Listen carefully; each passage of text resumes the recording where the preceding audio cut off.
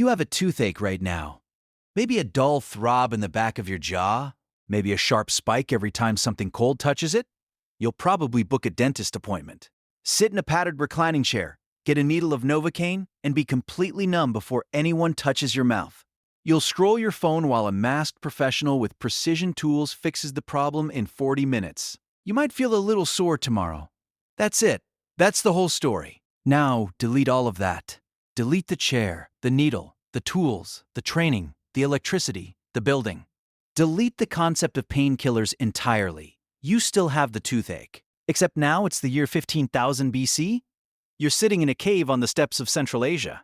And there is absolutely nothing between you and that pain, except willpower and whatever questionable ideas the tribe's healer has cooked up this week.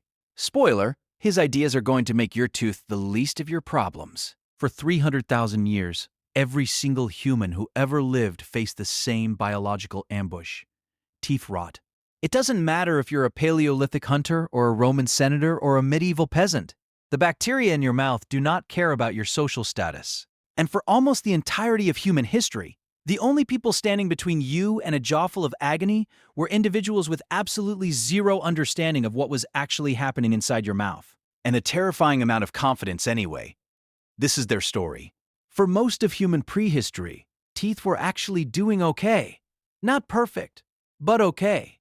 Hunter-gatherers ate a diet with almost no refined sugar and very little starch. No bread, no rice porridge, no honey cake. Mostly meat, roots, berries, and whatever tough fibrous plant matter they could chew into submission. Archaeologists examining skulls from Paleolithic populations found surprisingly low rates of cavities. Something like 2 to 5% of teeth showed signs of decay. Compare that to modern industrialized populations where over 90% of adults have had at least one cavity. Your ancestors' teeth were genuinely harder than yours. Their jawbones were denser. Their bite force would snap things your mouth couldn't dream of handling. But here's where it gets ugly.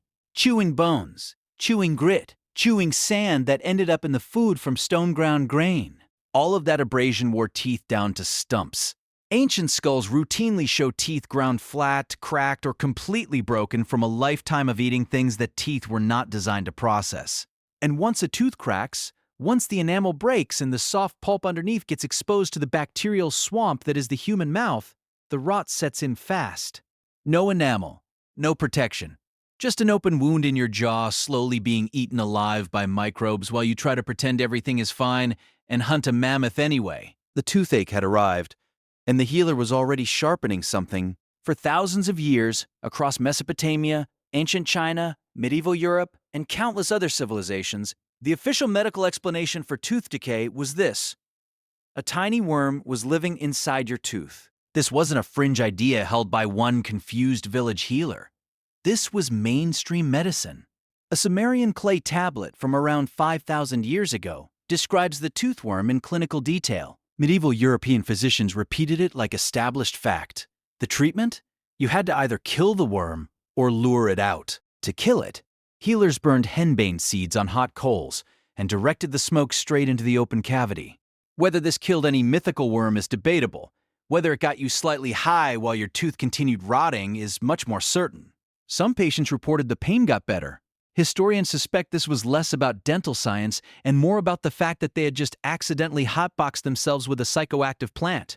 To lure the worm out, healers sometimes used warm wax, honey, or resin dripped into the cavity.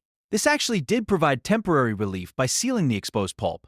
It also fed the bacteria enthusiastically and accelerated the decay underneath. Congratulations, you made it worse. When nothing else worked, the tooth had to come out. And this is where we leave the realm of uncomfortable and enter the realm of medieval horror film. The Romans had actual dental forceps, iron tools specifically designed to grip and extract teeth. This sounds civilized until you realize there was no anesthesia. The patient was often held down by assistants. And the technique relied almost entirely on brute force. Roman physicians were documented advising colleagues to loosen the tooth aggressively first, even to the point of the patient believing the jaw will break. That was not a warning, that was the instruction. In medieval Europe, dental extraction was performed not by doctors, but by barber surgeons. The same man who cut your hair also pulled your teeth. lanced your abscesses, and bled you when you had a fever, all with the same set of tools in the same chair, ideally at the market so a crowd could watch. Speed was the only mercy. A skilled barber surgeon could have a molar out in under a minute. An unskilled one could spend considerably longer, taking pieces of jawbone with them on the way out. In ancient Egypt, they tried a different approach. Rather than extract the tooth, they packed the cavity with a paste. Recipes found in papyrus texts include ground barley, honey, and yellow ochre. Other formulas included cow's fat, milk, and frankincense. Some of these pastes likely provided real temporary relief through antimicrobial properties. Others were probably just a way to feel like you were doing something while the infection spread quietly toward your brain. Because that was the real endgame. Leave a badly infected tooth alone long enough and the infection doesn't stay in the tooth. It travels. Through the jaw, into the neck, down toward the airway. A dental abscess left untreated in the ancient world was not just painful. It was frequently fatal. Archaeologists have found ancient skulls with clear evidence of massive dental infections that had eaten through the jawbone entirely. These people died from toothaches, not from war, not from famine, from a bad molar that nobody could fix. Here's the part that should genuinely shock you. Actual dental work, drilling, filling, extracting with real technique, is much older than anyone expected. In 2017, researchers examined a 14,000-year-old tooth found in Italy. The cavity had been manually excavated with a small flint tool. Someone, 14,000 years ago, sat another person down, looked into their mouth, and used a sharp stone to scrape out the decayed material from inside a molar. It's not pretty, it's not painless, but it is dentistry. A site in Pakistan called Mehrgarh, dating to around 9,000 years ago, produced even more evidence. Researchers found 11 molars with perfectly drilled holes in them. Smooth, circular, clearly intentional. The drilling was done with a small flint-tipped bow drill, the same tool used for making fire. Bow drills spin fast. They can cut through hard material efficiently. Apparently someone looked at that technology and thought, I wonder if this works on teeth. It did. The holes were clean. Some showed signs of decay having been removed beforehand. This was not accidental. This was a dental practice operating 9,000 years ago in the Indus Valley. The ancient Etruscans of Italy around 700 BC created dental bridges from real human or animal teeth wired together with gold bands. The Romans refined this. Wealthy Romans had missing teeth replaced with bridges held in place with gold wire. The quality of this work is visible in surviving specimens today. By modern standards, they're rough. By ancient standards, they're extraordinary. But access to any of this was determined entirely by wealth and geography. A Roman aristocrat might get gold wire and a replacement tooth. A peasant in rural France in the same era got a barber with iron pliers and an audience.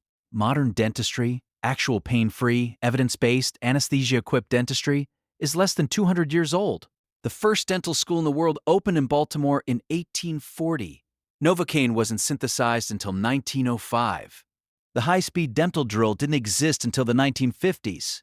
For 299,800 of the 300,000 years humans have had teeth, nobody had any of that. Every single one of your ancestors who lived long enough to develop a cavity faced a version of the same terrible menu. Endure the pain. Pack it with something and hope. Get it yanked out by someone with strong hands and low empathy. Or, if you were very unlucky, let the infection travel somewhere the pain couldn't follow anymore.